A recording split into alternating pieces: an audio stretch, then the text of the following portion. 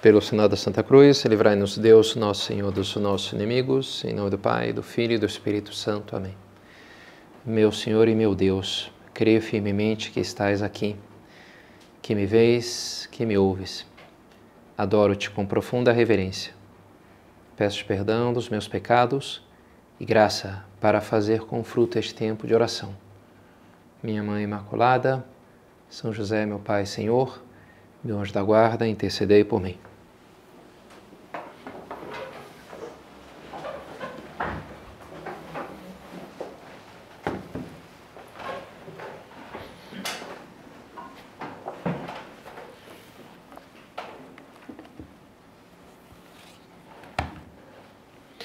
Este mandamento que hoje te prescrevo não é difícil para ti, nem está fora do teu alcance. Não está no céu para que digas, quem poderá subir no céu para apanhá-lo?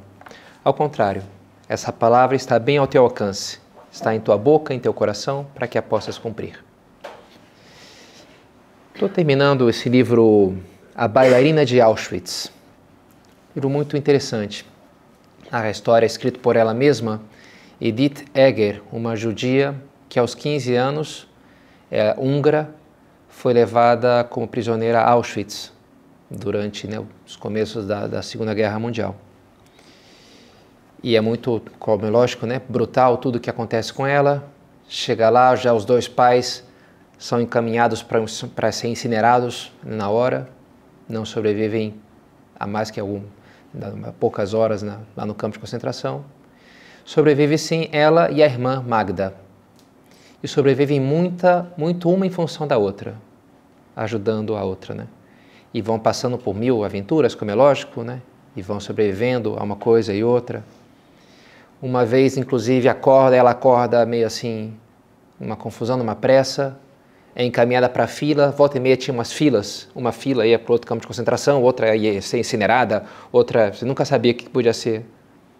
Então ela está lá numa fila, então vi Magda. Ela foi selecionada para uma fila diferente.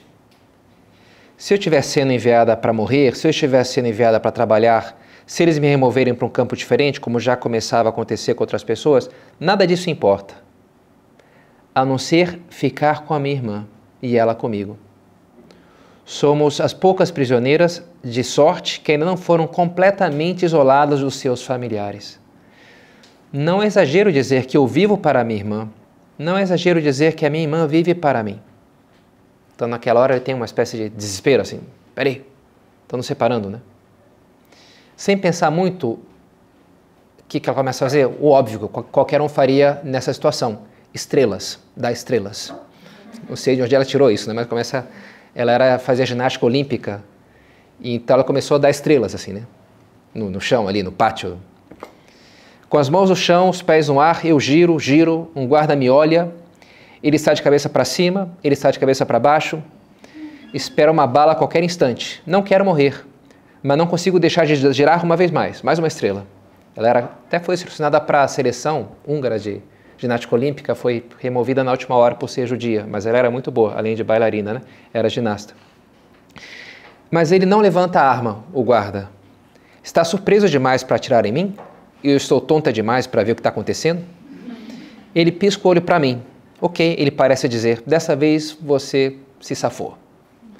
E o fato é que gera uma certa confusão, e nessa confusão a irmã, de fato, troca de fila, meio de fininho, e vem lá e se junta a ela, o objetivo alcançado, Aquela estratégia meio maluquinha dela dá certo, E é muito interessante, tudo que vai acontecendo, vão sobreviver as duas.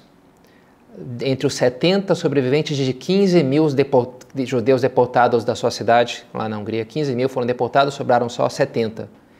Entre elas, essas duas, E isso vai se dar quando ela já está no final da guerra, as tropas americanas finalmente chegam onde elas estão, só que elas estão meio mortas já, meio numa pilha de mortos mesmo, De cadáveres ali.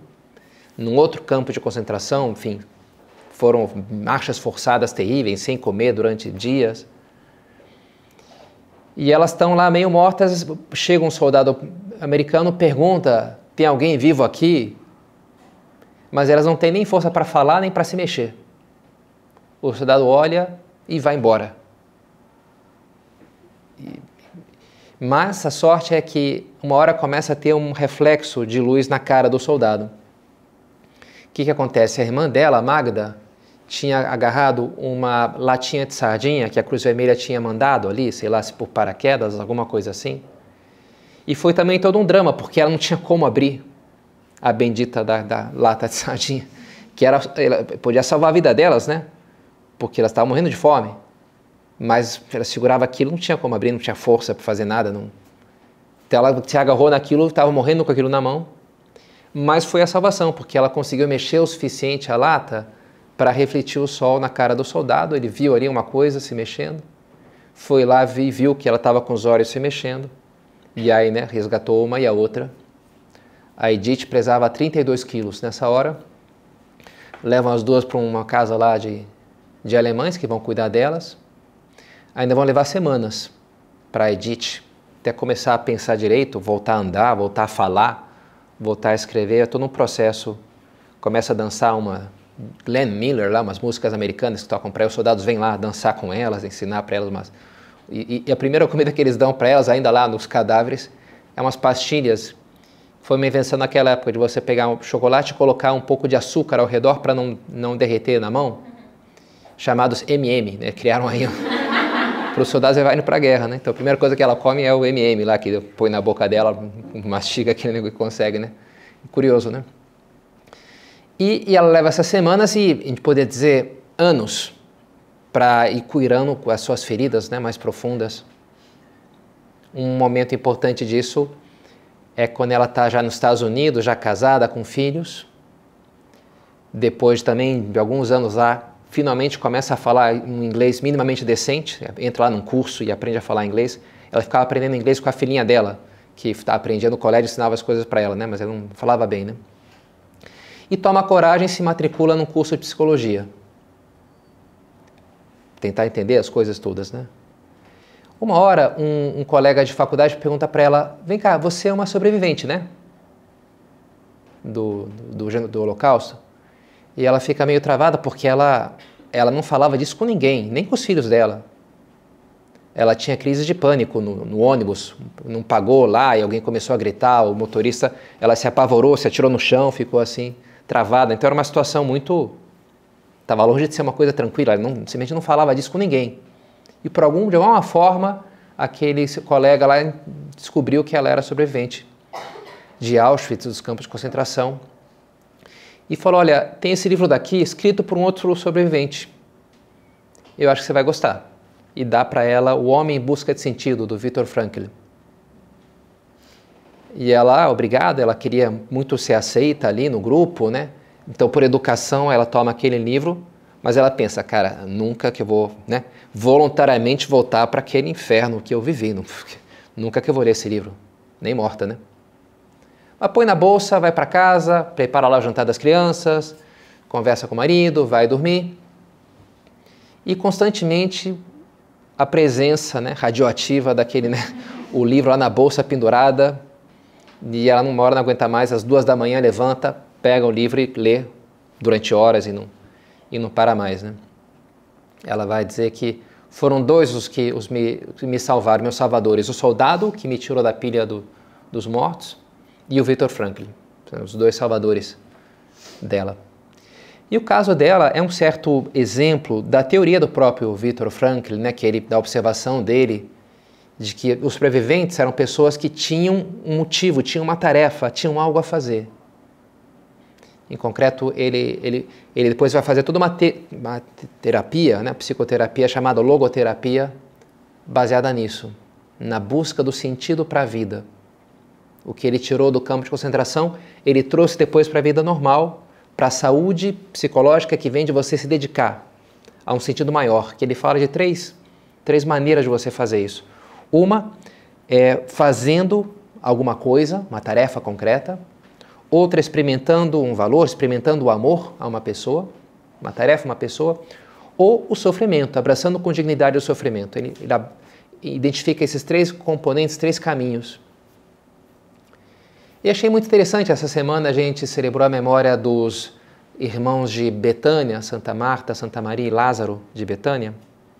E no breviário tem uma leitura de São Bernardo que diz: consideremos, irmãos, como uma caridade bem ordenada distribui 3 diferentes ocupações na nossa casa, dando a contemplação para Maria, a administração para Marta e a penitência para Lázaro.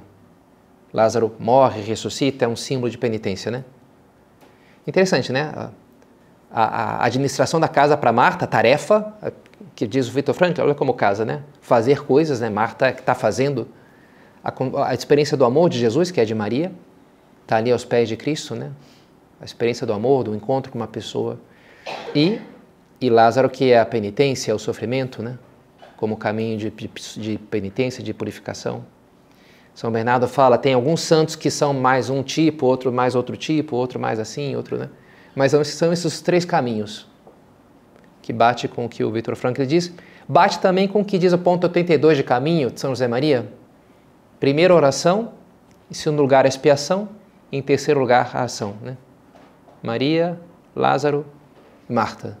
Eu acho legal, né? Quando se encontra um padrão que se repete em vários lugares, né? Mas voltando do meu gosto particular por padrões, voltamos para a bailarina de Auschwitz, para Edith lá. Por que ela sobreviveu? Bem, ela mesma disse, né? Pela irmã dela.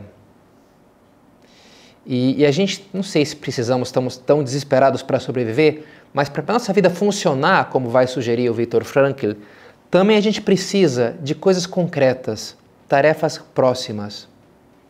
Algo que eu tenho que fazer, uma missão. Claro, a gente foi feito para amar Deus. Jesus resume a lei e os profetas em amar Deus e amar o próximo. Mas é claro que isso se concretiza, tem que se concretizar em tantos pequenos elementos que compõem o nosso dia a dia, que nos fazem falta, que são essenciais para nós.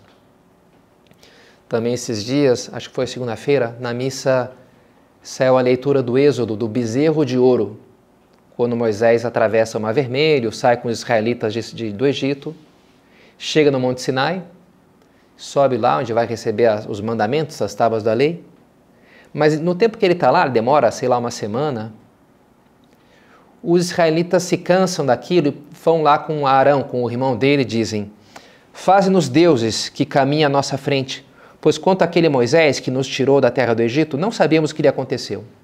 Esse Moisés aí sumiu, desapareceu, ninguém sabe dele. Então faz o seguinte, pega aqui esse ouro que a gente tem, que a gente juntou aqui, faz aqui um ídolo para a gente, faz um Deus para nos guiar pelo caminho. Faz deuses que nos guiem à nossa frente, caminhem à nossa frente. E é interessante isso aqui, me parece uma necessidade muito humana de uma referência, nem que seja um ídolo, mas assim, uma bússola, estou no oceano, preciso de uma bússola que me diga, olha, é para cá, isso aqui é o certo, isso aqui é o errado, esse é o caminho que você tem que seguir. A gente precisa disso, né? O homem cria para si ídolos, como uma criança com toque, transtorno obsessivo compulsivo, que cria para si regras, e às vezes regras até que podem meio que sufocá-las, né? Só pode pisar no quadrado preto, tem que lavar a mão 20 vezes, tem que para dormir, sei lá, né? E aquilo lhe dá um certo conforto. Aquelas regras que podem até ser meio sufocantes, né?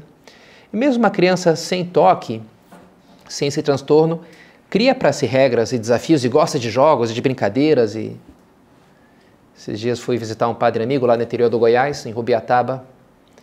E aí cheguei lá, uma viagem longa, né, 4 horas e tanto, e estava fechada a igreja, ele estava fora, liguei para ele, então, estou vindo aí e tal. Rezei ali um pouco as vésperas, fiquei esperando. E aí tinha ali do lado da entrada da igreja um estacionamento de bicicleta. Então, uma coisa de metal assim, com vários nichos, né, para você. E era mais ou menos, sei lá, uns 6 metros, uma coisa assim. Eu falei, será que eu consigo me equilibrar em cima? Aí pulei, vi, dei uma olhada, não tem ninguém olhando, beleza. Aí fui, não pode tocar na parede, vamos lá, né? E aí fiz aquilo ali, né? Por que eu fiz um negócio tão sem sentido, né? Porque eu sou meio crianção? Bem, acho que também, né? Mas por que uma criança gosta desse tipo de coisa? Bem, os estudiosos falam do estado do flow. Flow, né? Você tem um objetivo, tem umas regras. Por que uma pessoa faz escalada, alpinismo, sobe e desce? O que ele ganhou com isso? Não ganhou nada, né? Mas porque é gostoso, né? Vou ver se eu consigo, é o desafio, né? O flow, você entra num estado lá que dá uma série de benefícios até, se estuda, né? A neurologia, você entra naquele estado ali, aquilo te faz bem, é uma coisa boa, né? O ser humano precisa disso, de uma meta, de sentido de uma direção. Se não é uma coisa verdadeira, ele vai buscar alguma falsa, mas ele precisa de alguma coisa que lhe diga para onde ir. A gente precisa disso. Por isso, São José Maria tem um capítulo de caminho que chama-se Propósitos. E qual que é o primeiro ponto? A primeira palavra, a primeira frase é concretiza. Uma frase de uma palavra só, né? Concretiza. Que os teus propósitos não sejam fogos de artifício que brilham num instante para deixar como realidade amarga uma vareta de foguete negra e inútil que se joga fora com desprezo. Ele está pensando nisso, a pessoa que, sei lá, vai na missa, reza, se empolga, Jesus eu te amo, vai no retiro, né? Beleza, volta, mas assim, se não concretiza aquilo fica um momento, senti, foi gostoso, eu dormi mal, acordei, né, com dor de cabeça e nem lembro mais, né? Aquilo vai embora, né? Ficou um momento ali que não deixou rastro, né? Porque eu não concretizei, porque eu não amarrei. Não, então, o que eu vou fazer então a partir disso? Então, a partir de hoje, então vou, amanhã, nesse horário, vou colocar um lembrete, vou procurar fazer diferente assim, fazer diferente assado, né? Concretizar. A gente precisa disso, de levantar uma bandeira tantas vezes. Olha, essa vai ser a minha meta. Isso pode ser algo muito bom. Escutei alguns casos interessantes de pessoas que estavam meio assim, no buraco, meio travadas na vida como um todo. E o que lhes ajudou foi um propósito, uma meta concreta, isso sim, mensurável, meio arbitrária, inclusive, isso pode ser, mas algo real, que elas vou, sei lá, correr 45 minutos todo dia, vou estudar meia hora de inglês, eu vou fazer tal coisa. E aí colocava lá no armário um calendário, e aí marcava com um pilô vermelho, hoje eu corri, yes, né? Hoje eu corri também, e hoje eu não corri. Não, aí marcava, né? E aquilo era um lembrete, vamos lá, amanhã minha meta, hoje venci. E aquilo mobilizou energias, fez com que a pessoa começasse a acreditar mais em si, na vida, e fez com que ela saísse do buraco e começasse a andar, né? A se mover, porque tinha uma meta. Tantas vezes a gente pode sofrer um pouco dessa paralisia, né? De que eu podia fazer isso, podia fazer aquilo. Escutava, por exemplo, um homem que estudou os regimes, fez 20 e tantos regimes diferentes. Tem essa estratégia, tem outra. Bem, tudo funciona, né?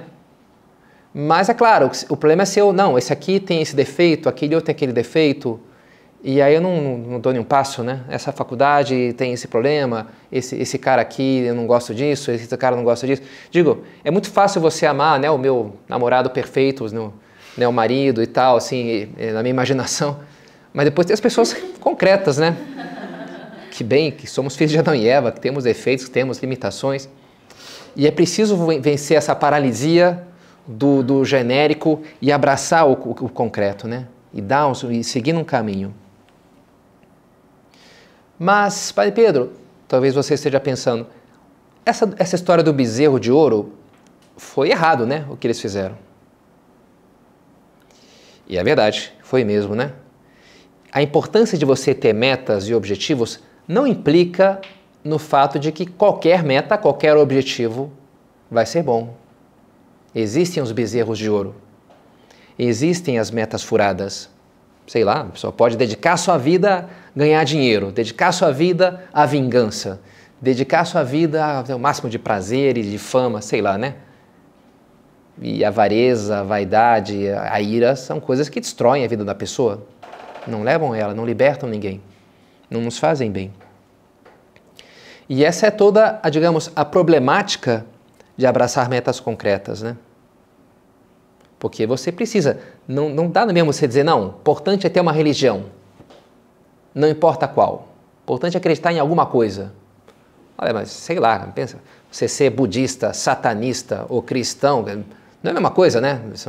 Vai te levar para lugares muito diferentes, né? Então você tem que pensar bem, para onde é que você está indo. Posso tomar um rumo ruim, sim, né? Mas eu preciso, de alguma maneira, concretizar. Senão posso estar indo atrás de uma idolatria, de um ídolo, é verdade. E penso que vários protestantes talvez acusem isso, o catolicismo disso, né? O catolicismo pode lhes parecer cheio de idolatrias. Por que tantos penduricalhos?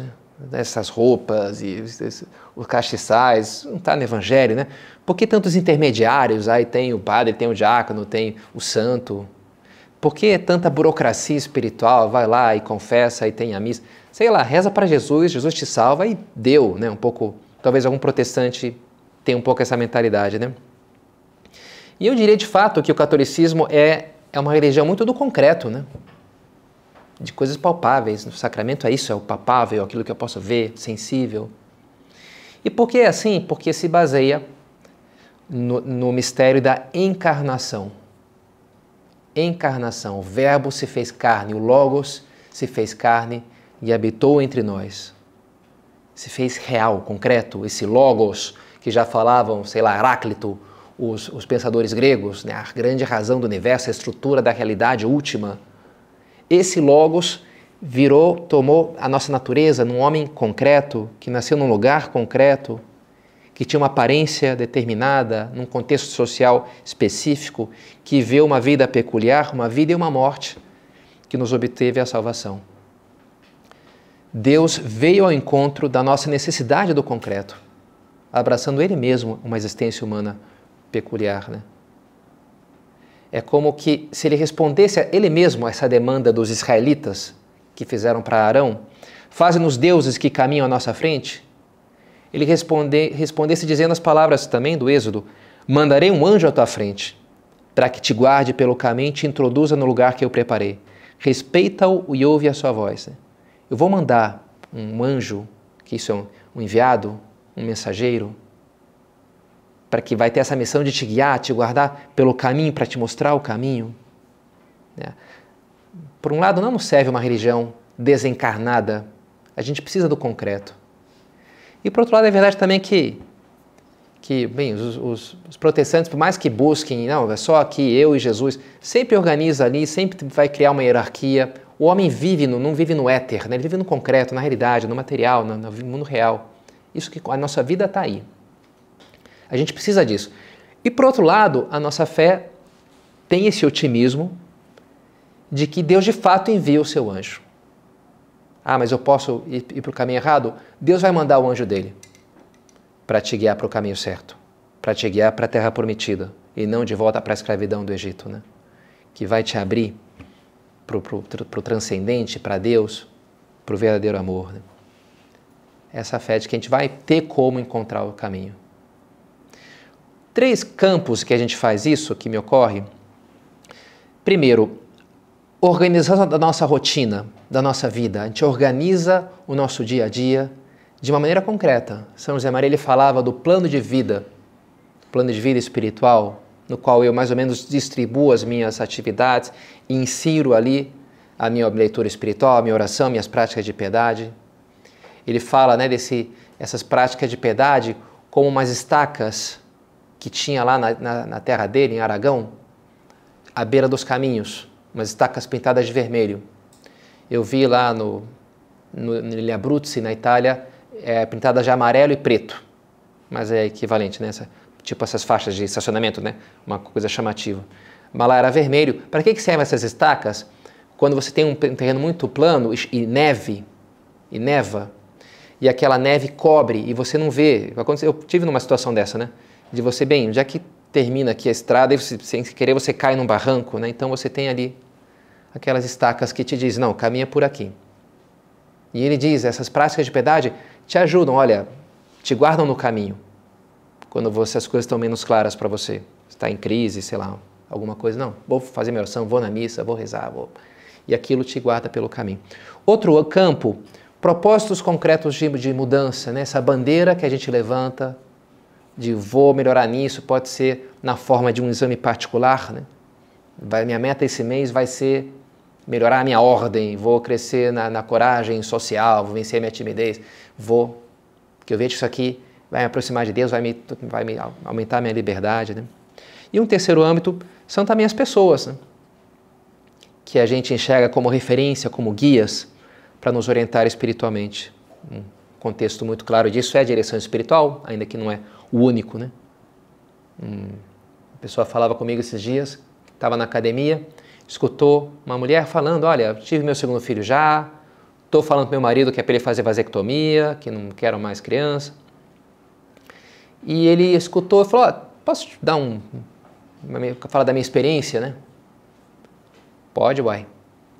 Sabe, eu tive 2 filhos também, que nem você. Aí eu fiz vasectomia, que nem você quer que teu marido faça. Mas olha, como me arrependi, estou tentando agora reverter. Então ele deu o testemunho dele ali, né? De uma maneira muito assim, simples e espontânea. E a mulher falou, foi Deus que te mandou hoje aqui para falar isso comigo. A conclusão dela foi essa, né? Interessante, ela. Em vez de falar, cuida da tua vida, sei lá, né? Falou, olha, isso aqui foi uma coisa de Deus, né? Ele viu ali uma coisa, né? Aquele testemunho, a maneira como ele falou. E de fato, né? Jesus fala para os apóstolos, quem vos ouve, a mim ouve. De alguma maneira, os apóstolos são, né, os enviados que falam aquilo que Deus quer falar. Existe um risco de idolatria nessas coisas? Sim, sempre há. E é preciso ter presente. São José Maria dizia, por exemplo, do plano de vida espiritual, olha, essas práticas de piedade não são fins, são meios. Mas não é pecado se você não fez a tua leitura espiritual. Eu me propus fazer todos os dias 10 minutos de leitura espiritual, ótimo. Não fez? Tudo bem, deixou de fazer uma coisa boa. Mas não é que você fez uma coisa ruim, não foi um pecado. Claro, se eu passei o dia inteiro na moleza, por preguiça, bem, aí você pecou por preguiça, né? Mas não é que aquilo seja uma obrigação, que você tem que idolatrar, entre aspas, né? Nem os meus propósitos de mudança, não, agora eu fiz o propósito todo dia, vou estudar para o concurso, 5 horas. Ótimo, talvez essa seja a vontade de Deus e você tenha que lutar para... Mas se algum dia tem que levar, sei lá, uma pessoa no hospital, tem que quebrar aquele propósito, bem, Deus me pede isso, antes me pedir aquilo, agora me pede isso. Mas ter sempre esse espírito de saber dar o valor relativo que essas coisas têm. E o mesmo para os intermediários de Deus, né? Uma hora São João, no Apocalipse, vê o anjo brilhando na glória divina e se atira ao chão para o adorar, porque é tão glorioso, né? É divino. Não faças isso, diz o anjo, ele repreende. Eu sou um servo como tu, a Deus é que deves adorar. O anjo, não, tem que adorar a mim, tem que adorar a Deus. E, não é? Quem que é o principal anjo? São Miguel. O que significa Miguel? Quem como Deus? Até o nome dele diz, olha, não, Deus, né? Lúcifer chama para si, ele quer que você obedeça a ele, você quer... Miguel não, né? Obedece a Deus. Deus é o mais bonito, Deus é o que você tem que buscar. O intermediário, ele não fecha, não chama aqui para mim, né? Não, é um canal para Deus que nos leva para Cristo, que nos leva para a vida maior, né? Tendo isso presente, vamos sim, né, buscar esses anjos que nos guiem pelos caminhos de Deus, que tanta falta nos fazem. Vamos sim buscar propósitos concretos que nos ajudem a romper cada vez mais o nosso egoísmo e nos engrandeçam o coração. Porque sem essas coisas a gente fica perdido, fica num sentimentalismo um pouco vazio, desculpas furadas, a gente não sai do lugar. A gente precisa do concreto. Quem quer os fins busca os meios. Sabendo que esses meios sempre vão nos direcionar para esse grande meio, que é Cristo. Há um só Deus e um só mediador entre Deus e a humanidade, o homem Cristo Jesus. As várias mediações são alternativas, não podem ser um caminho ou outro, tanto faz, mas todas levam a Jesus, para a gente ir para o céu, né? Ninguém vai ao Pai senão por mim. Ele mesmo diz, eu sou o caminho, a verdade e a vida. O caminho da cruz, da purificação, da qual dá exemplo São Lázaro, a verdade, que a gente chega na oração, como nos mostra Santa Maria, e a vida, a prática da caridade, como nos mostra Santa Marta. E sobre essa mediação de Cristo, queria terminar com uma última história, contando para vocês do Dostoiévski, não de um livro que ele escreveu, mas da vida dele pessoal. Quando ele estava já um pouco mais velho, tinha fama, se tornou redator, editor-chefe do jornal O Cidadão. E tinha uma colaboradora, revisora de provas, chamada Varvara Timofeyeva, ou algo assim, né? Varvara, acho que está mais fácil, né? Que era uma admiradora dele, era mais jovem, tinha lido os livros do Dostoiévski, né? Nossa, era um gênio. Mas depois, no dia a dia, ele era meio autoritário, meio severo. Então, ela oscilava entre a decepção do presente e a admiração do passado, né? O ídolo e o chefe, né? Duas coisas que não são muito compatíveis, né? Até que um dia, uma noite, estão analisando lá um quadro, fazendo uma resenha ali sobre uma análise crítica de um quadro de um pintor famoso, em exposição, que era sobre a última ceia. Só que era pintado num contexto, num ambiente de São Petersburgo, contemporâneo, lá da época. E os apóstolos eram claramente revolucionários socialistas, que era uma coisa que estava em ebulição. Judas era claramente um espião da polícia czarina, do czar, né? Então, e o pessoal gostou, a própria Várvara gostou, legal, né? E um pouco esse espírito de bem, uma releitura de uma coisa meio, pegou uma coisa meio inútil, digamos assim, que tem um tema cristão lá que meio fora de moda, né? E deu uma utilidade prática, real, concreta, para o mundo de hoje, sei lá, as questões aqui revolucionárias, né, sociais, né? E ela estava meio, mas ela viu que o Dostoiévski não curtiu nada daquele negócio, né? E ele dizia, mas onde nesse quadro a gente enxerga os 18 séculos do cristianismo? Onde está a ideia que inspirou tantas e tantas mentes e corações? Onde está o Messias, o Salvador prometido ao mundo? Onde está Cristo? Cadê isso?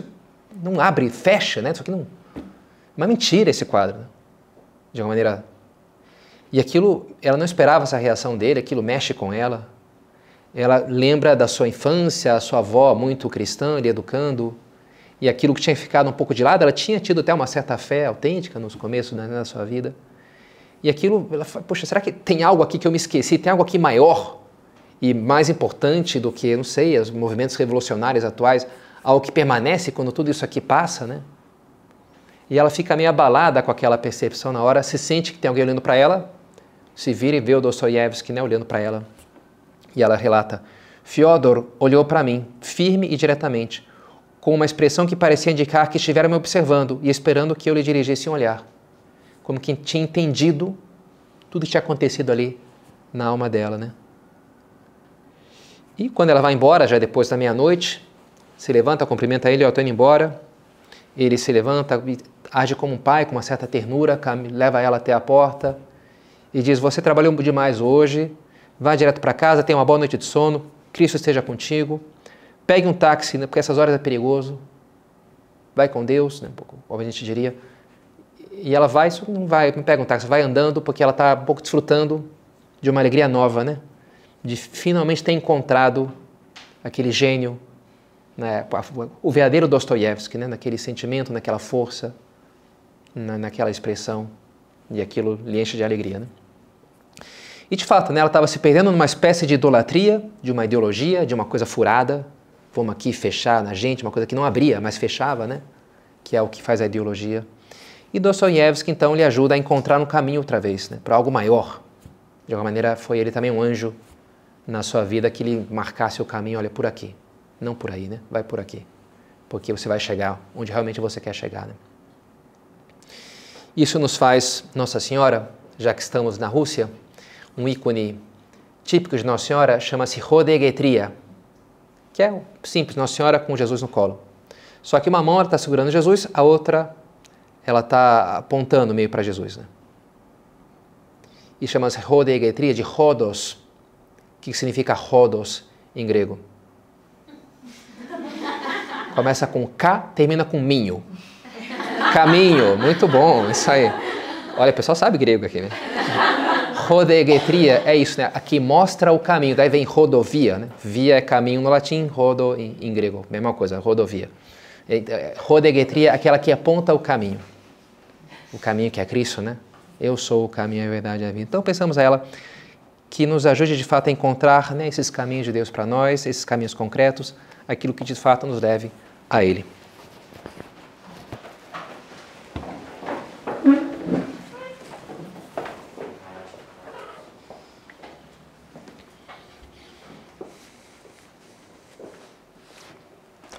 Dou-te graças, meu Deus, pelos bons propósitos, afetos e inspirações que me comunicaste nessa meditação. Peço-te ajuda para os pôr em prática. Minha Mãe Imaculada, São José, meu Pai e Senhor, meu anjo da guarda, intercedei por mim.